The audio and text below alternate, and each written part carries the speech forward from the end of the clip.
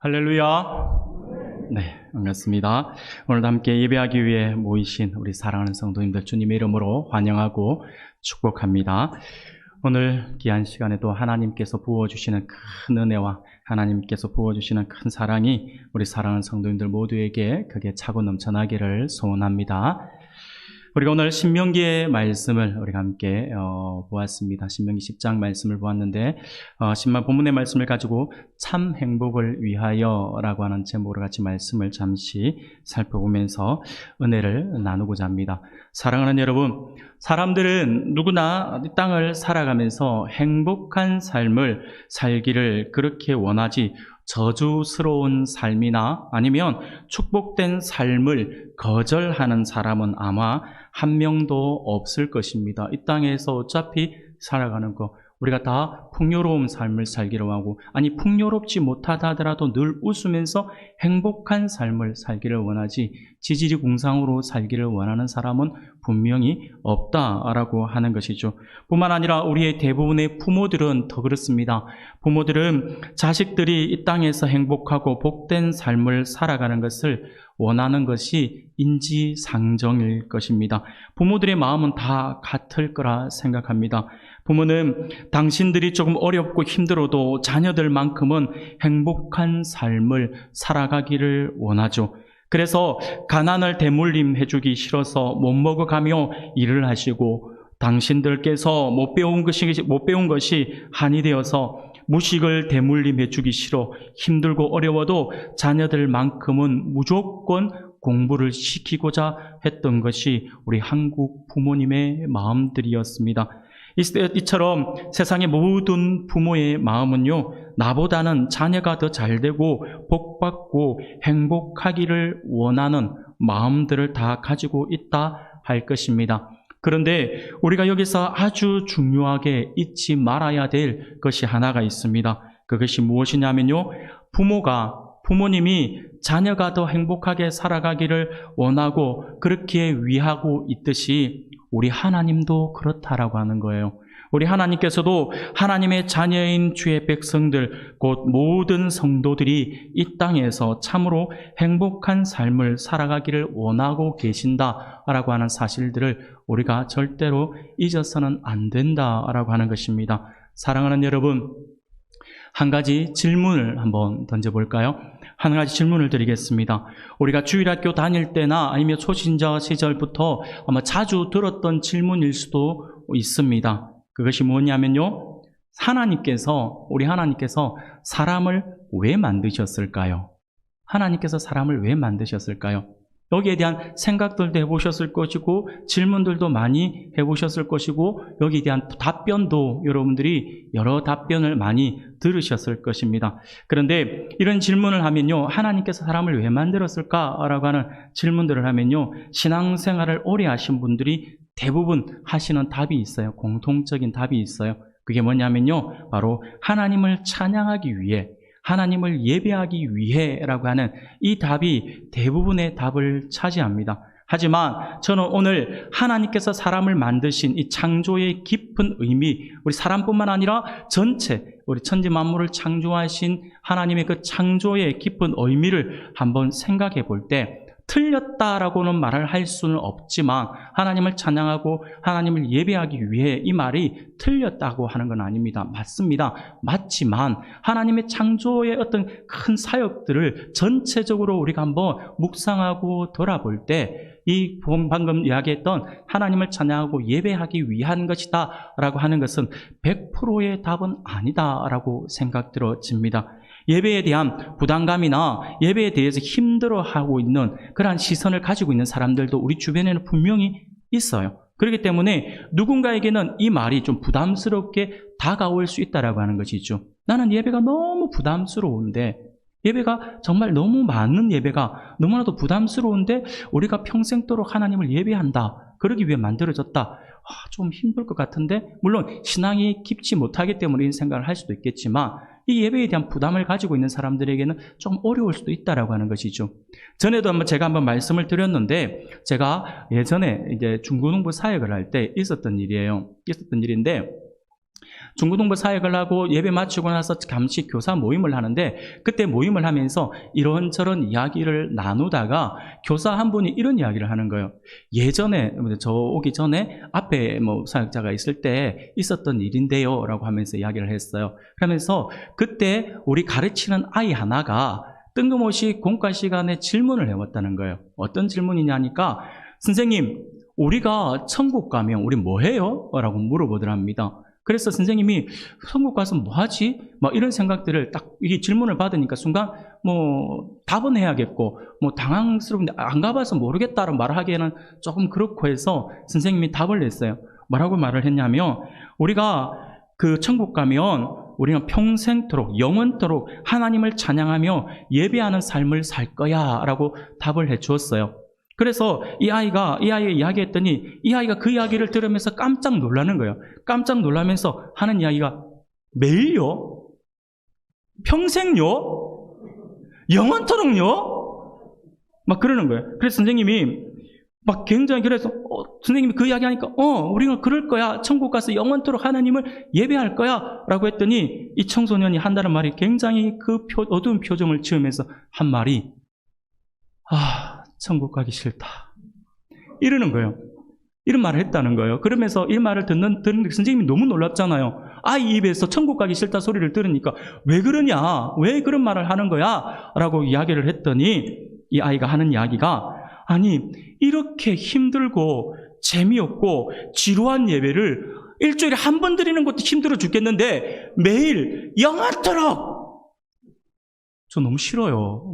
이렇게 이야기를 했다라고 하더라고요. 그 이야기를 하면서 웃으면서 좀 저보고, 그때 이럴 때 목사님 어떻게 답을 해야 되는 건가요? 하고 질문을 해온 것을 이렇게 제가 기억이 납니다. 사랑하는 여러분, 우리가 똑같아요. 어른들은 다를 것 같지만 우리 청소년들 똑같이 생각을 하셔야 돼요. 어른들 다 똑같을 것 같죠? 아니에요. 목사도 가끔 가다가 예배가 힘들 때가 있어요. 목사도 예배가 힘들 때가 있으며 성도들도 예배가 힘들 때도 있겠죠. 근데 평생토록 예배한다 해놓으니까 이게 얼마나 부담스러웠을까요? 사랑하는 여러분, 이렇게 부담스러워하는 누군가에게 하나님께서 사람을 만들어둔 목적이 뭡니까? 라고 했더니 예배하기 위함이다. 하나님을 예배하기 위함이다 라고 이야기를 했으니 이 이야기가 가슴에 와닿겠습니까? 확 와닿지 않는다라고 하는 거예요. 우리를 만들어준 목적에 대한 그런 어떤 의미를 제대로 되새길 수가 없다라고 하는 것이죠. 사랑하는 여러분, 우리가 이것이 청소년들만 가지고 있는 마음이 아니라 초신자들도 또 역시 마찬가지로 이 마음들을 가질 수 있다라고 하는 것이죠. 사랑하는 여러분, 그러면 우리가, 그래서 제가 조금 전에 말씀드린 것처럼 이 답이 맞는 답이지만 100%의 답이라고 말씀을 드리기는 어려울 것 같다라고 말씀을 드린 이유가 거기에 있습니다. 여러분, 그러면 우리가 조금 더 나아가서 이 질문, 제가 조금 전에 던졌던 그 질문, 하나님께서 사람을 만들어 두신 목적이 무엇인가에 대한 그 질문에 대한 100점짜리 답은 뭘까요? 무엇이 그 하나님께서 사람을 만들어 놓으신 진짜 목적이 뭘까요? 그것을 우리가 한번 생각해 보아야 합니다. 근데 이것을 우리가 모르는 것이 아니라 알 수가 있어요. 어떻게 알 수 있냐면, 하나님이 천지 만물을 창조하신 창조 기사를 보면 어떤 것이 하나님의 목적인지를 우리가 알 수 있어요. 창세기 1장 31절 말씀입니다. 창세기 1장 31절, 화면에 떴네요. 우리가 같이 한번 읽어볼까요? 같이 읽겠습니다. 시작. 하나님이 지으신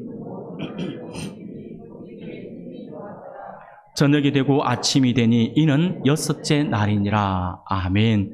사랑하는 여러분, 천지 만물을 첫째 날부터 다섯째 날까지 만드시고 여섯째 날에 땅의 동물들을 만드시고 마지막으로 사람을 만드시고 난 뒤 하나님께서 그 만드신 모든 것을 보시니 보시기에 심히 좋았더라라고 이렇게 성경은 우리에게 말씀을 하고 있습니다. 여기에서 보시기에 심히 좋았다라고 하는 이 의미가 뭘까요? 이 의미, 좋았다라고 하는 이 단어는요, 여섯째 날에만 있었던 단어는 아니에요.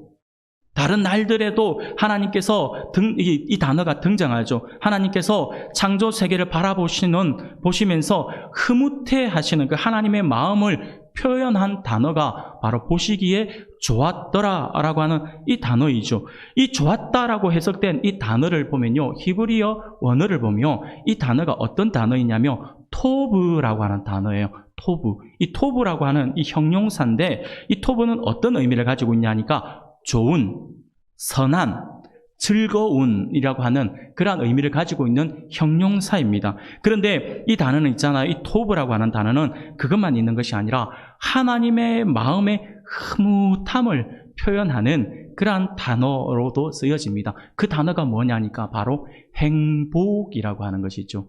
하나님께서 행복해 하셨다라고 하는 거예요. 하나님께서 토부하셨다라고 하는 것은 하나님께서 행복해 하셨다라고 하는 그 의미입니다. 하나님께서 천지 만물을 만들어 주시고 보시기에 심히 좋았더라.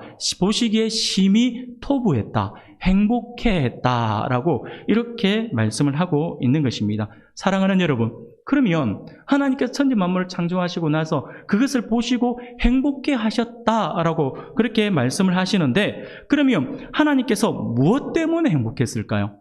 하나님께서 무엇을 보시고 무엇 때문에 그렇게 행복해 하셨을까요? 심히 행복해 했다는 말은 너무너무너무 좋다 이거잖아요. 그런데 왜 하나님께서 이렇게 말씀하셨을까요? 무엇 때문에 그러셨을까요? 하나님께서 말씀 한마디에 모든 만물들이 만들어지는 그 모습에 당신의 그 솜씨에 스스로 감탄해하면서 오, 이것을 정말 내가 만들었단 말인가 하면서 나의 솜씨가 이렇게 뛰어난가 하면서 스스로 하나님께서 스스로 당신의 그 위대한 그 능력에 감탄해서 좋아하셨을까요? 그걸 보면서 역시 나는 능력이 많아 그러면서 하나님께서 행복해 하신 것일까요? 그렇게 보기에는 조금 힘들지 않겠습니까? 물론 하나님의 창조 사역의 그 완벽함 때문에 완벽함이 죄송합니다. 완벽함이 이 단어 안에 분명히 포함되어 있기는 합니다. 하지만 조금 미흡한 것 같아요. 그런데 하나님께서 정말 행복해 하신 것은요, 어떤 의미냐면 하나님께서 만드신 그 모든 창조 세계가 하나님께서 의도하신 대로 창조 질서에 맞게 운행되고 있는 모습들을 보시고 좋았다라고 하는 거예요. 그냥 만들어 놓았다 이것이 아니라 그냥 만들었는데 보시기에 좋았다 이 정도가 아니라 만들고 나서 이것이 하나님께서 계획하신 대로 운행되어지는 것, 창조 질서에 하나님께서 잡아놓은 그 질서에 하나도 흐트러짐 없이 그것이 마치 톱니바퀴가 돌아가듯이 예쁘게 이렇게 돌아가는 그 모습들을 보면서 하나님께서 흐뭇해 하셨다라고 이렇게 이야기를 할 수 있는 것이죠. 사랑하는 여러분, 하나님께서 의도하신 대로 그 모든 것이 돌아가고 있는 것을 보면서 하나님께서 정말로 행복해 하시면서 토부하셨다라고 그렇게 말씀을 하고 있는 것입니다. 만족해 하셨다라고 하는 것이죠. 그리고 이렇게 돌아가는 창조 세계를 보면서 하나님께서 또 한 가지를 더 집어넣어 주시는 거예요. 그것 때문에 하나님께서 진짜 그래서 6째 날에 심히 좋았다, 심히 행복해 하셨다라고 말씀을 하시는데 그것이 무엇이냐니까 바로 이 모든 것들은 천지 만물을 있잖아요. 모든 것들은 제일 나중에 창조한 한 피조물에게 선물로 안겨주기 위해서 하나님께서 만들어 주셨기 때문에 그래요. 이 피조물을 생각하시면서 하나님께서 이 피조물을 아시지 않습니까? 하나님께서 흙으로 한 땀 한 땀 이렇게 만지면서 이 피조물을 만들어 주시는 거예요. 만들어 주시는데 그냥 아무 생각 없이 기계적으로 만드는 것이 아니라 하나님께서 이 피조물을 한 땀 한 땀 이렇게 막 빚어가는 거예요. 막 이렇게 눈도 붙이고 막 이렇게 만드시는 거예요. 그때 하나님께서 무슨 생각을 하시냐면 이 아이가 생명을 불어넣었을 때, 생명이 되었을 때, 살아있는 영이 되었을 때 내가 만들어서 이 존재에게 줄 선물을 얘가 받았을 때 얼마나 좋아할까? 얼마나 기뻐할까? 얼마나 행복해할까? 얼마나 감격해할까? 라고 하는 것들을 하나님께서 생각하시는 것이죠. 그러면서 한 땀 한 땀 만들면서 하나님께서 흐뭇해 하시는 거예요. 그러면서 천지 만물을 하나님께서 창조하시고 하나님께서 그에게 선물로 주시는 거죠. 이 존재가 바로 잘 아시는 것처럼 우리지 않습니까? 사람입니다. 사람. 하나님께서 이렇게 사람을 만들어 주셨어요. 우리 사람이 바로 그런 존재들입니다. 그리고 처음 만들어진 아담, 그에게 생명을 불어넣어서 그가 눈을 떠서 천지 만물을 바라보았을 때 여러분 어떤 느낌일까요? 너무 신기하지 않을까요? 너무 흐뭇해하지 않을까요? 감탄해하지 않을까요? 하나님께서 만들어 놓으신 하늘을 보고, 하나님께서 만들어 놓은 바다를 보고, 하나님께서 만들어 놓은 울창한 숲의 나무와 열매들을 보고, 그 하늘을 날아가는 새들을 바라보면서 너무나도 신기해하지 않을까요? 아무 거리낌 없이 다가와서 쓰다듬어 달라고 머리 내밀고 있는 호랑이, 사자, 곰, 막 이런 것들을 보면서 너무 놀라지 않을까요? 그러면서 아무렇지도 않게 어이 줄무늬 너 이리 와봐, 이거 한번 누워봐 하면서 그 줄무늬 호랑이를 머리에 베고 자면서 얼마나 흐뭇해하면서 얼마나 놀라워했을까요? 여러분, 지금은 우리가 호랑이가 무서운 존재이지만 아담에게도 호랑이가 무서운 존재였을까요? 그냥 같이 노는 친구일 뿐이에요. 요 좀 누워봐, 내가 춥다 이래 되면 곰 이리 와서 내 좀 안아줘, 뭐 이래 되는 거겠죠. 이건 어디가 제 상상입니다. 천국 가면 우리가 그렇게 할 것 같아요. 사랑하는 여러분, 아담이 얼마나 신기하고 얼마나 감격해 했을까요? 그렇게 만들어진 사람이 하나님께서 친히 만들어주신 창조 세계 안에서 그 모든 것을 누리는 거예요. 근데 여기서 누린다라고 하는 표현이 어떤 표현이냐면요, 바로 그런 거예요. 오늘 뭐 먹지? 내일 뭐 입지? 라고 하는 그런 고민 없이 그냥 하나님께서 만들어주신 그 세계 안에서 그냥 뛰어놀고 즐겁게 하나님께서 만들어놓고 하나님께서 감격해 할 것이라고 하는 기대를 가지고 만들어 놓고 선물로 준 그걸 보고 진짜 감격해 하면서 그냥 먹고 싶으면 과일 하나 따먹고 자고 싶으면 자고 막 그렇게 살아간 그것이 누리는 거예요. 그렇게 누리는 그 모습, 그러면서 그것을 이 모든 것을 만들어서 나에게 선물로 주신 그 하나님 앞에 감사하며 활짝 웃는 그 모습을 보시고 하나님께서 하시는 말씀이 바로 그겁니다. 보시기에 심히 좋았더라. 너무너무 행복해 하셨더라. 사랑하는 여러분, 이것을 제가 다르게 한번 표현해 볼까요? 우리가 만약에 이제 아이들이 막 조그만 꼬마들이 있어요. 집에 아이들이 막 지금 어른이 된 아이들 말고요. 그 아이들은 별로 감격이 없어요. 꼬마들, 미안해요. 청소년들도 아니에요. 청소년들도 나이가 많았어 이미. 어린 아이들 생각해 봅시다. 이 아이가 생일이 되었어요. 엄마 아빠가 이번에는 이 아이에게 어떤 선물을 줄까라고 하면서 선물을 하나 골라요. 근데 어느 부모든지 선물을 하나 고르면서 그냥 아무렇지도 않게 아무 감동도 없이 그냥 내가 주고 싶은 거, 아이에게 필요한가, 아이가 무엇을 원하는가 생각도 없이 그냥 나는 선물 주는 게 내 부모의 의무다 그러면서 아무 생각 없이 아무거나 한 개 가져와 툭 던지면서 오다 주웠다 하면서 던져주면 아이들이 감격합니까? 안 하잖아요. 그렇게 또 선물을 준비하는 부모님은 없어요. 아주 작은 선물이라도 선물을 하나 고를 때 어떤 마음을 가집니까? 고를 때마다 이 선물이 아이에게 어떻게 필요할까? 뭐 그런 것도 있지만 제일 부모님이 좋아하는 거는요, 바로 이 선물을 받았을 때 아이가 어떤 표정을 지을까? 이 선물을 받았을 때 아이가 얼마나 좋아할까? 얼마나 기뻐할까? 어떤 환호성을 지를까? 라고 하는 기대를 가지고 선물을 하나하나 고르잖아요. 그거 고르면 그 선물을 빨리 안겨주고 싶어서 집에 빠른 걸음으로 와요. 그러다가 선물을 딱 숨기고 있다가 앞에 딱 나타났다가 이 아이가 눈 초롱초롱 뜨고 있을 때 그 선물을 딱 숨겨 있던 거 딱 줬을 때 짠 하고 내밀었을 때 이 아이가 깜짝 놀라면서 와 하면서 기뻐하고 감격해한 그 모습, 그러면서 우리 엄마 아빠가 최고야 라고 하는 그때 엄마 아빠는요 모든 것이 다 녹아내려요. 그렇잖아요. 다 녹아내리면서 세상을 다 가진 같은 기분이 들잖아요. 별거 아니잖아요. 애가 최고다라고 하는 말 한마디가 뭐 대단한 거라고. 근데 부모는 그 말 한마디가 너무너무 행복해 하잖아요. 사랑하는 여러분, 하나님이 바로 그런 거예요. 하나님이 그것을 보신 거예요. 그것을 보시고 행복해 하셨다라고 하는 것입니다. 바로 지금 그 순간 하나님께서 토부하셨다라고 이야기하는 것이 창세기 1장의 놀라운 비밀입니다. 사랑하는 여러분, 바로 여기에 하나님의 창조 목적이 들어 있습니다. 바로 하나님께서 우리 사람들을 만드신 목적을 우리가 알 수 있다라고 하는 것이죠. 그것은요, 하나님을 찬양하기 위해, 하나님을 예배하기 위해 분명히 맞습니다. 하지만 보다 깊이 들어가 보면요, 그냥 사람들이 웃으며 행복해 하는 것을 보시는 것이 곧 하나님의 행복이다라고 하는 거예요. 만물을 창조해 주신 하나님의 창조 목적이라고 하는 겁니다. 하나님께서 대가를 바라고 우리를 만들어 놓으신 것이 아니에요. 여러분 똑같아요. 그 하나님의 그 귀한 마음이 부모들에게 스며들어와서 우리 부모가 가지고 있는 마음이잖아요. 여러분 결혼을 해서 자녀를 낳아요.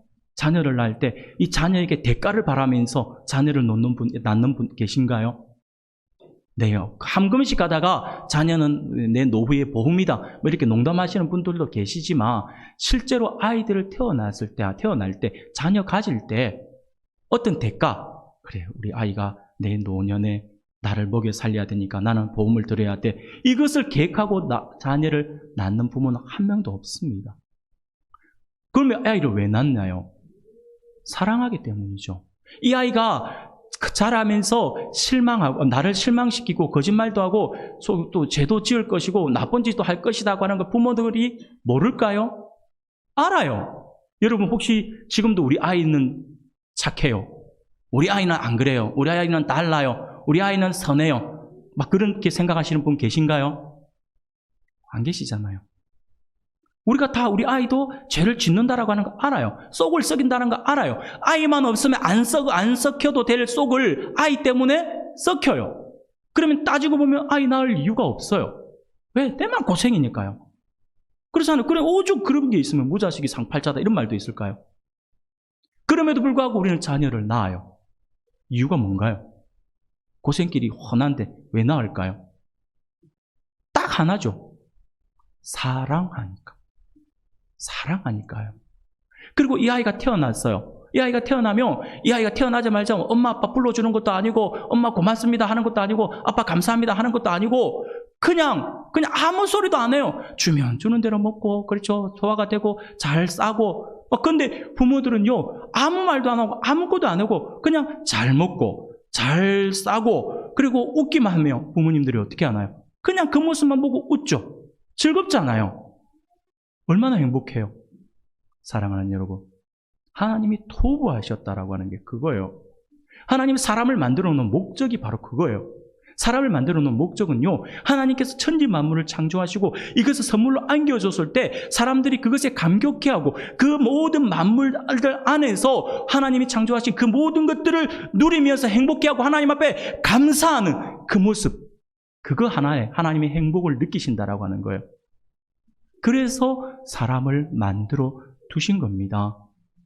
하나님께서 사람이 죄 지을 걸 모르셨을까요? 왜 몰랐어요? 다 알고 계시는 분인데. 그럼에도 불구하고 하나님께서 사람을 만드신 것은 하나의 이유밖에 없어요. 사랑하니까. 사랑하는 여러분, 하나님께서 빛을 지으시고 보기에 좋았더라 라고 말씀을 하셨고 하늘과 땅과 바다를 지으시고 보시기에 좋았더라 라고 하신 것은 물론 창조된 그 자체가 보시기에 좋았던 것도 있지만 조금 더 엄밀히 이야기하면요, 이렇게 완성된 세상에서 하나님의 자녀들이 행복에 겨워서 하며 행복하게 살 것을 미리 보시고 행복해 하셨다라고 하는 것입니다. 사랑하는 여러분, 그렇습니다. 하나님께서는 모든 하나님의 백성들이 이 땅에서 참 행복을 누리며 사는 것을 원하신다라고 하는 사실들을 반드시 기억할 수 있기를 바랍니다. 그것을 위해 우리들을 만들어주신 것이죠. 물론 하나님을 찬양하고 하나님께 예배하는 것 자체가 분명 틀린 것은 아닙니다. 하지만 우리가 그렇게 찬양을 하고 하나님께 예배하는데 행복해하지 않으면서 억지로 찬양하고 억지로 예배하는 그거 하나님이 기뻐하실까요? 기뻐하시지 않는다라고 하는 것이죠. 우리가 날마다 하나님을 기뻐하며 하나님의 솜씨를 찬양하고 나를 만드시고 섭리하시는 하나님의 그 놀라운 손길에 감격해하며 드리는 그 예배, 행복에 겨워서 어린아이처럼 춤추고 뛰고 즐거워하고 박수치면서 찬양하고 어떻게 하나님의 그 감격에 주체할 수 없어서 일어서서 찬양하고 막 손을 들고 찬양하고 박수치며 찬양하는 그 모든 모습, 내 목소리는 음치지만 그래도 나는 하나님을 높일 거야 하면서 하나님을 마음껏 전심전력하여 찬양하는 그 모습, 하나님이 얼마나 기뻐하실까요? 그렇게 드리는 예배, 그렇게 드리는 찬양을 하나님께서 기뻐하신다라고 하는 것이죠. 또한 그러한 예배를 통하여 하나님께서도 행복해 하신다라고 하는 것을 기억할 수 있기를 바랍니다. 사랑하는 여러분, 우리가 하나님으로 인해 행복해하면서 하나님의 솜씨를 노래하고 하나님을 높여드리는 삶을 살게 하는 것이 하나님께서 우리를 만들어 주신 분명한 목적입니다. 그런데 문제가 있어요. 문제가. 하나님께서 우리가 이 땅에서 행복해하며 사는 것이 분명한 하나님의 뜻임에도 불구하고 우리가 이 땅에서 매일매일 행복해하며 살아가느냐라고 하는 거예요. 여러분, 어때요? 과거, 아담, 그 시대 넘어가지 말고 지금 우리를 생각해 봅시다. 하나님이 여러분들이 행복하게 살아가는 것을 하나님께서 창조의 목적으로 두시고 여러분들이 행복하게 살아가는 것을 하나님께서 원하신다라고 말씀을 드렸는데 여러분 어떤가요? 매일매일이 행복하십니까? 행복하십니까? 아니죠. 매일매일이 행복하다 하신 분들은요, 정말 하나님의 은혜를 많이 누리고 사시는 분일 거예요. 근데 매일매일이 행복하지 않는다라고 하는 건 꼬마들도 알아요.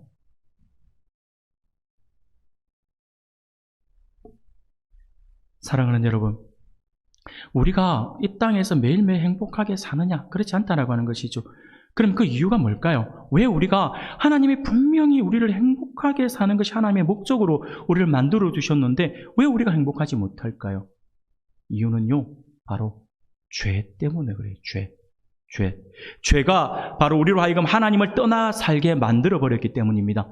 그 죄로 인하여서 우리는 원래 행복해하며 살아야 하는 존재임에도 불구하고 오히려 이 땅에서 행복을 누리며 살고 싶어 하고 그렇게 살고 싶어서 아등바등거리며 살아도 행복한 것이 아니라 오히려 불안과 공포와 두려움과 염려 속에서 살아가는 것이 우리의 모습이죠. 죄가 그렇게 만들었다라고 하는 거예요. 바로 하나님을 멀리 떠나버리게끔 만들었다라고 하는 것입니다. 이것이 바로 우리가 이 땅에서 참 행복을 누리지 못하고 살아가는 이유입니다.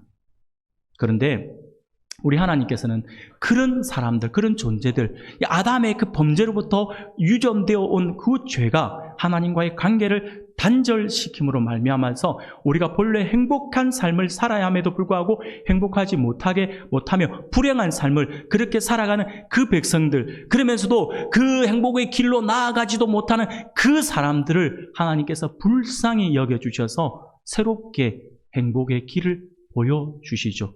그것이 바로 여러분들이 잘 아시는 것처럼 하나님께로 나아가는 유일한 길, 참 행복으로 나아갈 수 있는 유일한 길인 예수 그리스도의 보혈로 만들어주신 은혜의 길입니다. 그 길로 우리가 나아갈 때 우리가 참 행복을 누릴 수가 있다라고 하는 것이죠. 이제 누구든지 예수를 믿기만 하면 그가 만들어준 그 보혈의 길을 통해서 우리가 하나님께로 나아올 수가 있게 된 것이죠.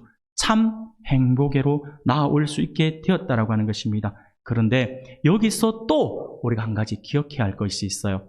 그게 뭐냐면 바로 예수 그리스도를 믿음으로 말미암아 구원을 받았지만 우리가 바로 천국에 가서 살고 있는 것이 아니라 죄악투성이의 이 땅에서 계속 살아가고 있다라고 하는 거예요.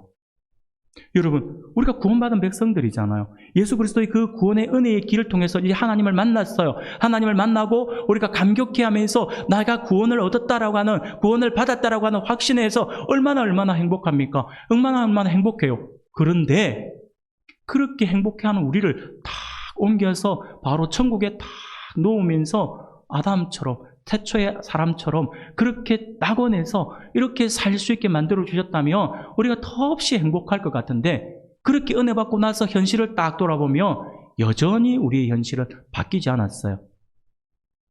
여전히 학생들은 공부 때문에 스트레스 받고요, 직장인들은 직장 때문에 스트레스 받고요, 주부들은 또 여러 가지 자녀 문제, 남편 문제, 가정 문제 때문에 스트레스 받고요, 또 여러 가지 막 그런 스트레스들이, 또 죄악들이 우리를 계속해서 짓누르고 있다라고 하는 거예요. 이게 현실이잖아요. 이것이 우리에게 문제가 되는 것이죠. 죄악된 세상 속에서 우리가 천국을 누리며 행복하게 살고 싶어도 그것이 결코 쉽지 않다라고 하는 것입니다. 그렇다면 한 가지 생각해 볼 것이 있죠. 구원받은 하나님의 백성들이 이 땅에 살아갈 때 그냥 그렇게 힘들게 살다가 천국 가는 것, 그것이 하나님의 뜻일까요? 역시 아니겠죠. 하나님께서 처음 사람을 창조했을 때 행복한 삶을 살아가기를 원하셔서 그렇게 사람을 만들어 주셨다라고 한다면 다시 구원의 길을 하나님께서 제시해 주셨는데도 불구하고 여전히 죄악 세상에 살아가고 있는 사람들이 그 힘들게 어렵게 살아가고 있잖아요. 역시 우리 또한 우리 하나님께서 행복한 삶을 살아가기를 원하신다라고 하는 것이죠. 하나님은 구원받은 하나님의 백성들이 이 땅에 살아갈 때도 역시 행복한 삶을 살아가기를 원하고 계신다라고 하는 것입니다. 그것을 우리가 잊어서는 안 됩니다. 오늘 우리 본문이 그것을 우리에게 가르쳐주고 있어요. 오늘 우리가 읽었던 우리 본문이 우리가 그러면 잃어버리고 자꾸 잊어버리는 그러한 우리의 참 행복한 삶을 살아야 함에도 불구하고 우리가 잊어버리는 참 행복을 회복하기 위해서 하나님께서 어떻게 살아야 한다라고 하는 것을 가르쳐주고 있는 것이 오늘 우리가 읽었던 본문의 말씀이라고 할 수가 있습니다. 하나님께서는 그의 종 모세를 통해서 이스라엘의 참 행복을 위해서 반드시 갖추어야 할 몇 가지 요건들을 말씀해 주십니다. 이러한 하나님의 요구는요, 오늘을 살아가는 우리들에게도 절실히 요구되는 것이죠. 그래서 오늘 이 시간에는 잠깐 하나님께서 우리의 참 행복을 위해서 우리가 갖추어야 될 그 요건이 무엇인지에 대해서 우리가 함께 살펴보면서 은혜를 나누고자 합니다. 사랑하는 여러분, 하나님께서 우리의 참 행복을 위해 우리에게 요구하시는 것이 무엇일까요? 첫 번째는요, 바로 여호와 하나님께 대한 경외라고 성경은 말씀을 합니다. 하나님을 경외해야 한다라고 하는 것이죠. 신명기 10장 12절 말씀을 보니 이스라엘아 내 하나님 여호와께서 내게 요구하시는 것이 무엇이냐 곧 내 하나님 여호와를 경외하여라고 말씀을 합니다. 경외라고 하는 말이 무슨 말입니까? 이 말씀은 대체로 하나님의 거룩하심과 그의 공의에 대한 두려움을 뜻합니다. 여호와를 경외하는 말씀은 곧 여호와를 두려워하라라고 하는 말씀이죠. 여호와를 두려워함이 성도들의 경건한 삶에 있어서 그 바탕이 되는 믿음의 바른 자세다라고 할 수가 있습니다. 여기서 그런데 두려워한다라고 하는 것은요, 오해를 하시면 안 돼요. 공포감을 가지고 벌벌 떨면서 하나님을 모셔야 한다라고 하는 그 이야기가 아니에요. 하나님을 공포의 대상으로 여겨야 된다라고 하는 것이 아닙니다. 하나님과의 인간적인 관계 속에서 피조물로서 마땅히 지내야 할 두려움을 이야기하는 것입니다. 공경함이 있는 거룩한 두려움이 바로 경외라고 할 수가 있습니다. 이사야서 33장 6절 말씀을 보면 이렇게 말씀을 합니다. 내 시대에 평안함이 있으며 구원과 지혜와 지식이 풍성할 것이니 여호와를 경외함이 내 보배니라 라고 말씀을 합니다. 그리고 하나님은요, 모세에게 신명기 4장 10절에서 이렇게 말씀을 해요. 네가 호렙산에서 내 하나님 여호와 앞에 섰던 날에 여호와께서 내게 이르기를 나에게 백성을 모으라. 내가 그들에게 내 말을 들려주어 그들이 세상에 사는 날 동안 나를 경외함을 배우게 하며 그 자녀에게 가르치게 하리라 라고 말씀을 하십니다.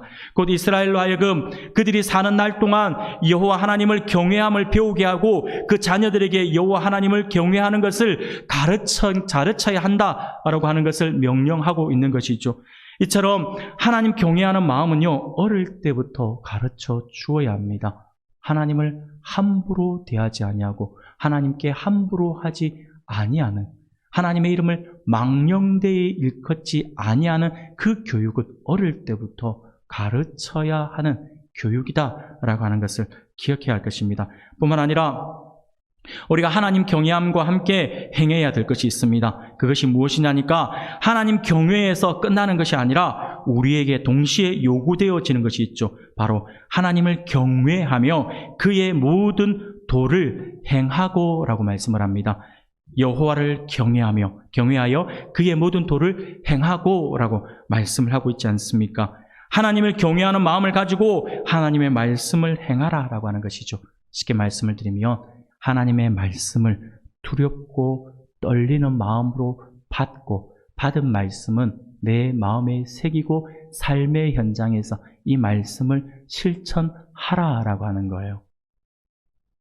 사랑하는 여러분, 이것을 다르게 표현해 본다면 이것은 곧 날마다 삶 가운데 말씀을 적용하는 삶이잖아요. 살아 역사하시는 하나님의 말씀을 적용하는 것이잖아요. 그래서 저는 이것을 코람데오의 정신이라고 말씀을 드리고 싶어요. 여러분, 코람데오 뭔지 잘 아시죠? 하나님 앞에서라고 하는 의미를 가지고 있는 그러한 단어입니다. 우리가 어디에서 무엇을 하든지 하나님 앞에 서 있는 것처럼 행동을 해야 한다라고 하는 것이죠. 하나님께서 보고 계신다라고 하는 것입니다. 이를 가장 잘 실천했던 사람이 우리 한 사람을 든다면 그는 요셉일 것입니다. 보디발의 아내가 그를 유혹해올 때 요셉이 당당히 거절하며 외쳤던 말이 있습니다. 무엇입니까? 창세기 39장 9절 말씀이에요. 이 집에는 나보다 더 큰 이가 없으며 주인이 아무것도 내게 금하지 아니하였어도 금한 것은 당신뿐이니 당신은 그의 아내임이라. 그런즉 내가 어찌 이 큰 악을 행하여 하나님께 죄를 지으리까? 라고 이렇게 고백을 합니다. 예전 성경에는 죄를 지으리까 이 단어를 득죄하리까 라고 이야기를 해요. 죄를 얻겠냐라고 하는 거예요. 하나님 앞에 쉽게 말하면 하나님께서 아무도, 지금 이 여주인은 이 집에 너와 나 외에는 아무도 없어 라고 하면서 요셉을 유혹하고 있는 그때에 요셉의 눈에는 누가 보였냐면 바로 시퍼렇게 살아계신 하나님이 옆에 계시고 나를 보고 있다라고 하는 것이 보여졌다라고 하는 거예요. 하나님 앞에서라고 하는 그 신앙이 요셉에게 있었다라고 하는 것이죠. 사랑하는 여러분, 내가 하나님을 경외하는데 그 하나님께서 지금 나와 함께 하시는데 어찌 내가 하나님 보시는 앞에서 죄를 범할 수 있습니까? 라고 고백한 것이 요셉의 고백이었어요. 그렇습니다. 사랑하는 여러분, 우리는 하나님께서 살아계셔서 지금도 역사를 주관하는 분이심을 믿습니다. 그러나 많은 그리스도인들은 입술로는 하나님께서 살아계시고 살아계신 그 하나님께서 나와 동행하시는 분이시다라고 고백을 하면서도 행함으로서는 그것을 고백하고 있지 않는 것을 보게 됩니다. 방금 자기의 입술로 하나님은 나와 함께 동행하시는 분이고 눈동자같이 우리를 보살피시고 하나님은 졸지도 주무시지도 아니하시고 나와 함께 하시는 분이십니다 라고 이야기를 해놓고는 행동을 할 때는 하나님이 없는 것처럼 행동을 하는 게 오늘 우리의 모습은 아닐까라는 생각이 들어집니다. 사랑하는 여러분, 현대를 살아가고 있는 많은 그리스도인들은요, 말씀을 준비하는데 문득 그런 생각이 들더라고요. 많은 그리스도인들은 살아계신 하나님을 경외하기보다는 옆에서 지켜보고 있는 사람들을 더 경외하고 있는 삶을 살아가고 있는 것이 아닐까라는 생각이 들어지더라고요. 여러분, 부끄러운 이야기지만 물론 저에게도 적용되기 때문에 제가 부끄럽다라고 표현을 하고 있습니다. 여러분, 진짜 신앙은요, 혼자 있을 때 내가 뭐 하느냐가 보면 알아요. 혼자 있을 때 나는 누구인가? 라고 하는 걸 보면 알아요. 성도들이 다 같이 주일에 모여 있을 때는 다 성도 같고요. 다 거룩하고 그냥 은혜가, 표정만 봐도 은혜가 팍팍팍 흘러나오는 것 같고요. 그냥 나도 우리 집사님처럼, 나도 우리 장로님처럼, 나도 우리 권사님처럼 이렇게 살아야지 막 그러면서 막 은혜가 풍겨져 나오는 것 같아요. 근데 혼자 있을 때 나는 어떤 사람인가? 라고 하는 것들을 한번 돌아보며 내가 어떤 모습을 가지고 있는가를 알 수가 있어요. 현대의 많은 그리스도인들은요, 살아서 역사하시는 우리 하나님을 경외하는 것이 아니라 지금 내 옆에 있는 성도들, 내 옆에 있는 다른 사람들의 눈을 경외하고 있어요. 그래서 사람들이 볼 때는 정말 조숙한 것 같고 정말 성숙한 것 같고 정말 점잖은 것 같은데 하나님과 단둘이 있을 때는 다른 것 같아요. 이것이 오늘 우리의 모습은 아닐까요? 사랑하는 여러분, 이 땅에서 살아가면서 참으로 행복하기를 원하십니까? 그렇다면 하나님을 경외하는 마음을 가지고 하나님 말씀을 우리 삶 속에 실천할 수 있기를 바랍니다. 이것이 바로 우리가 이 땅에서 행복한 삶을 살기 위하여 하나님께서 우리에게 요구하시는 삶입니다. 두 번째로 하나님께서 우리에게 우리의 참 행복을 위해서 우리에게 요구하시는 것이 무엇이냐니까 여호와 하나님께 대한 사랑입니다. 하나님을 사랑하라 라고 말씀을 하시죠. 계속해서 참 행복을 위하여 12절 말씀에서 함께 요구되어지는 말씀이 있죠. 그 말씀은요, 바로 조금 전에 말씀드린 것처럼 12절 중간에 보면요, 여호와를 경외하며 그의 모든 도를 행하고 그를 사랑하며라고 말씀을 합니다. 사랑하는 여러분, 여호와 하나님을 사랑함이 참 행복의 절대적인 조건입니다. 신명기 6장 5절 말씀을 보면 너는 마음을 다하고 뜻을 다하고 힘을 다하여 내 하나님 여호와를 사랑하라 라고 우리에게 분명히 말씀을 해주고 있습니다. 우리 예수님께서도요, 이 말씀에 대해서 이것이 크고 첫째 되는 계명이다 라고 말씀을 해요. 하나님을 사랑하는 것이 가장 큰 계명이다 라고 우리에게 말씀을 주고 있다라고 하는 것이죠. 성도의 가장 기본은 하나님을 사랑하는 겁니다. 그 어느 것보다 주님을 먼저 그리고 더욱 사랑하는 것이 너무나도 중요합니다. 바울 사도는요, 디모데후서 3장 1절부터 4절까지의 말씀을 통하여서 인간의 모든 고통이 사랑해야 할 주님을 사랑하지 않고 세상 것을 사랑함에서 그것이 비롯되었다라고 목소리 높여 증거하고 있어요. 제가 디모데후서 3장 1절부터 4절까지의 말씀을 읽어드리겠습니다. 너는 이것을 알라. 말세에 고통하는 때가 이르러 사람들이 자기를 사랑하며 돈을 사랑하며 자랑하며 교만하며 비방하며 부모를 거역하며 감사하지 아니하며 거룩하지 아니하며 무정하며 원통함을 풀지 아니하며 모함하며 절제하지 못하며 사나우며 선한 것을 좋아하지 아니하며 배신하며 조급하며 자만하며 쾌락을 사랑하기를 하나님 사랑하는 것보다 더하며라고 말씀을 합니다. 하나님보다 세상을 더 사랑하니 나타나는 현상이 죄악뿐이더라 라고 하는 거예요. 성도는 하나님을 사랑해야 될 존재임에도 불구하고 하나님을 멀리하고 있습니다. 사랑하는 여러분, 어떻습니까? 하나님을 사랑하십니까? 하나님을 사랑하십니까? 아멘, 감사합니다. 그런데 솔직히 이야기해서 내가 하나님을 사랑하는지 사랑하지 않는지 어떻게 알 수 있어요? 여러분, 알 수 있어요? 나는 사랑한다라고 이야기를 하지만 옆에 있는 성도들이 이 사람이 정말 하나님을 사랑하는 거 맞나? 이런 거 어떻게 알 수 있을까요? 알 수 있는 방법이 없을까요? 알 수 있는 방법이 있어요. 우리가 하나님을 사랑하는지 안 하는지, 우리 이웃이, 아니 우리 옆에 있는 성도님들이 하나님을 사랑하는지 사랑하지 않는지를 알 수 있는 방법이 있어요. 그게 뭐냐면요, 우리의 하나님에 대한 사랑은요, 반드시 나의 지체를 사랑함으로 그리고 이웃을 사랑함으로 나타나게 되어 있다라고 하는 거예요. 그래서 요한 사도는요, 요한 1서 4장 20절에서 이렇게 이야기를 해요. 누구든지 하나님을 사랑하노라 하고 그 형제를 미워하면 이는 거짓말하는 자니 보는 바 그 형제를 사랑하지 아니하는 자는 보지 못하는 바 하나님을 사랑할 수 없느니라 라고 분명히 증거하고 있다라고 하는 것이죠. 또한 우리 예수님께서도요, 마태복음 22장 39절에서 내 이웃을 내 몸과 같이 사랑하라 라고 하시면서 이것이 하나님의 사랑의 첫째 계명에 따른 두 번째 계명이다 라고 말씀을 해요. 하나님을 사랑하는 것이 첫 번째 계명이고 두 번째 계명은 이웃을 사랑하라. 이게 여러분 왜 첫 번째 계명이고 두 번째 계명이다 라고 이야기를 하냐면요, 십계명에 그것을 이야기하고 있기 때문에 그래요. 여러분, 십계명에서 이 십계명은 10가지 계명이지만 우리가 둘로 나눌 수 있잖아요. 첫 번째부터 네 번째까지, 다섯 번째부터 10번째까지. 첫 번째부터 네 번째까지 계명이 누구와의 관계예요? 하나님과의 관계잖아요. 다섯 번째부터 여섯 번째까지 계명은 뭔가요? 사랑과의 관계예요. 그런데 예수님께서 그래, 십계명 이거 10가지 다 지키면 좋다. 근데 많이 어렵지.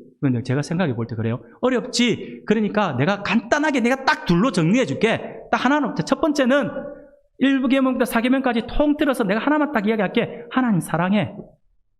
어떻게?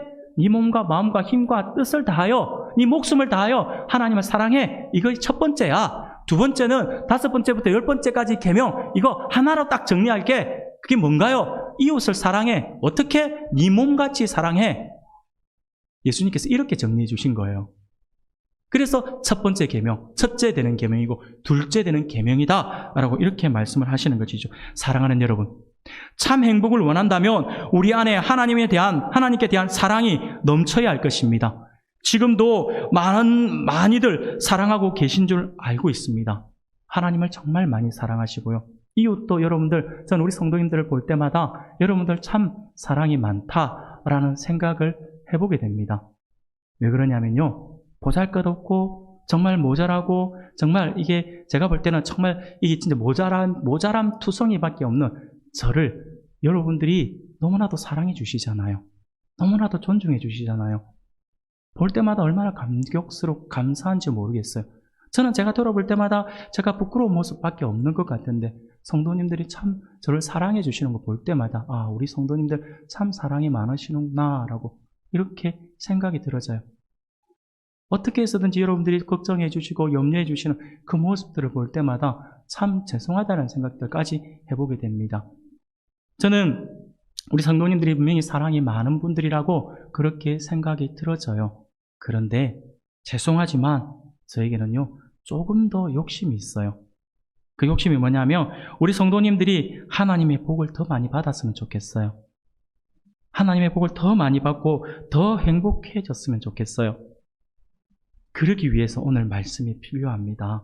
지금보다 여러분들 지금도 사랑하시지만 사랑이 많으시지만 하나님 더 많이 사랑할 수 있길 바랍니다. 그리고 그 사랑을 이웃들에게 더 많이 베풀 수 있기를 바랍니다. 하나님께서 반드시 기억하시고 그러한 우리들에게 더 큰 행복을 안겨주실 거예요. 마지막으로 하나님께서 하나님께서 우리의 참 행복을 위해서 우리에게 요구하시는 것이 있어요. 세 번째는 바로 여호와 하나님께 대한 섬김입니다. 섬김. 오늘 우리 본문의 말씀에서 우리에게 요구하시는 하나님의 참 행복의 요건으로서 하나님의 섬김, 마지막으로 이야기하고 있는 것이 이 섬김, 세 번째로 이야기하고 있는 것이 섬김인데 우리가 계속해서 보고 있는 12절 말씀을 보며 12절 끝에 이렇게 말씀을 해요. 마음을 다하고 뜻을 다하여 내 하나님 여호와를 섬기고라고 말씀을 합니다. 그런데 우리가 잘 알고 있는 것처럼 우리의 형제 자매를 섬기라라고 한다면 조금 이해하기 쉬운데 우리 눈에 보이지도 않는 우리 하나님을 우리가 어떻게 섬길 수 있을까라고 하는 생각들을 해볼 수가 있어요. 하나님을 섬긴다라고 하는 게 어떤 의미일까요?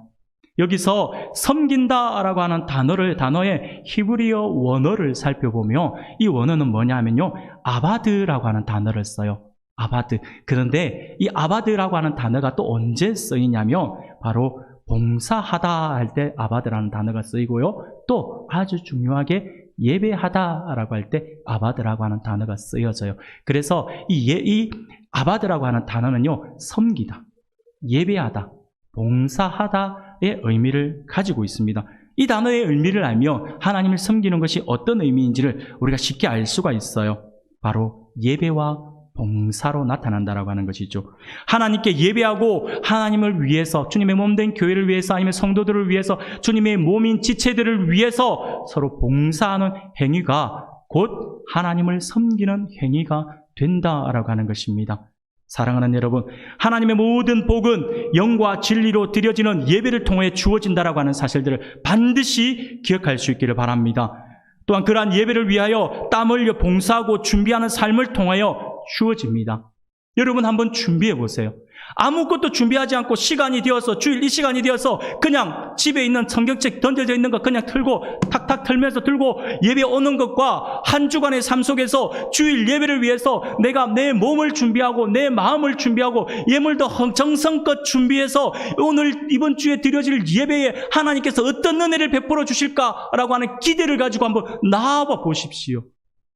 똑같은 은혜가 임하는지 다릅니다. 천지차이예요. 예배를 위해서 봉사하잖아요. 예배를 위해서 준비하시잖아요. 예배를 위해서 헌신하시잖아요. 마음가짐이 틀려요.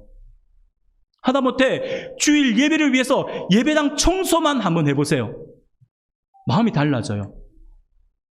달라진다니까요. 아, 내가 이 하나님의 예배를 위해서 쾌적한 공간을 만들었구나. 그래서 우리 성도님들이 이렇게 쾌적한 공간에서 예배할 수 있구나. 그 마음이 내 나를 얼마나 흐뭇하게 하는지 몰라요. 그 흐뭇한 마음에 하나님께서 은혜를 베풀어 주신다라고 하는 것이죠. 이게 예배를 준비하는 자의 자세입니다. 우리의 믿음의 선진들이었던 아브라함, 이삭, 야곱을 보십시오. 그 밖에 수많은 믿음의 선진들, 하늘의 복을 누렸던 우리 믿음의 조상들을 살펴보면요, 이들의 공통점이 있어요. 그들이 모두가 다 하나같이 예배의 사람이었다라고 하는 것이죠. 그들은 예배의 길을 걸음으로써 하나님의 복을 누리는 그러한 사람들이었다는 사실들을 기억하시길 바랍니다. 그래서 제가 누차 여러분들에게 말씀을 드립니다. 예배에 성공하는 사람치고 망하는 사람이 없다고요. 여러분, 예배에 목숨 걸어보십시오.